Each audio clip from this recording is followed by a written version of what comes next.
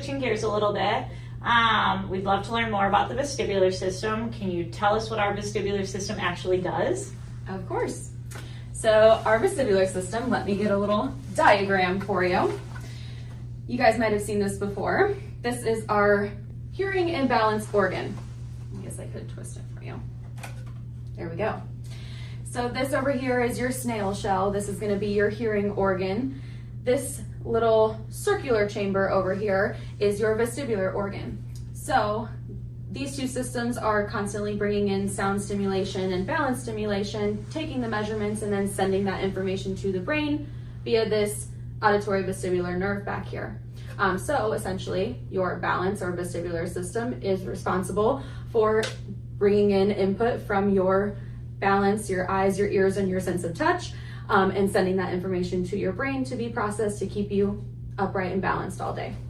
Very cool. Are there any types of common causes of dizziness or balance issues that you see in the clinic? Yeah, so like I just said, there are three systems that keep us upright and balanced, so our eyes, our ears, and our sense of touch. So there could be disorders associated with all of those systems. Specifically within audiology, we are obviously looking at the vestibular system, so we are focused on what portion of the ears could be causing some dizziness concerns or balance concerns. However, along with our eyes, our ears, and our sense of touch, our brain can also contribute to those dizziness or balance issues. So we are really figuring out what portion of the body is causing our balance and dizziness concerns. Is it our eyes, is it our ears, or is it our sense of touch? A lot plays into it. A lot. So for patients that do come in for a balance assessment, what does that look like for them? Yeah, so typically it's about a 2.5 hour appointment. It is all encompassing. So like I said before, our three systems that keep us upright and balanced, I am testing and taxing all three of those systems when a patient comes in.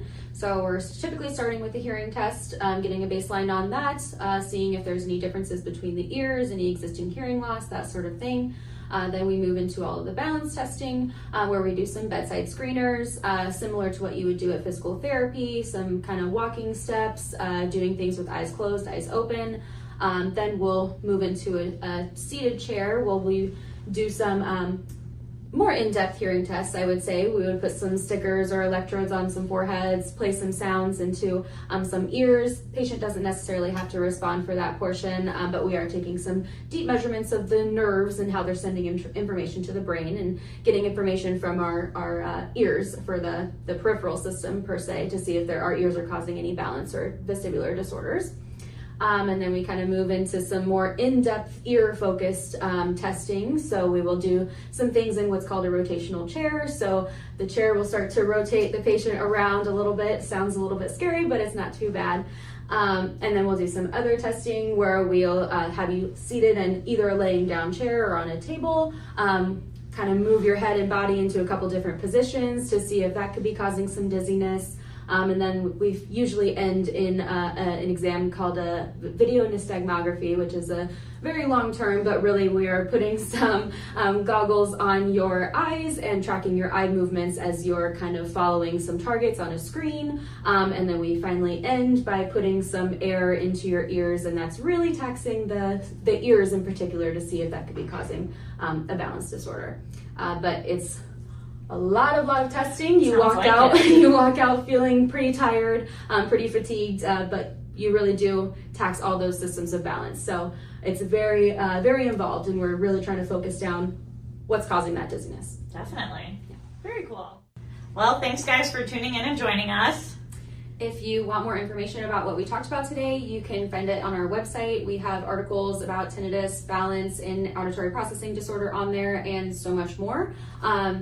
So if you ever wanted to come and see us in person, you can schedule an appointment online or give our office a call.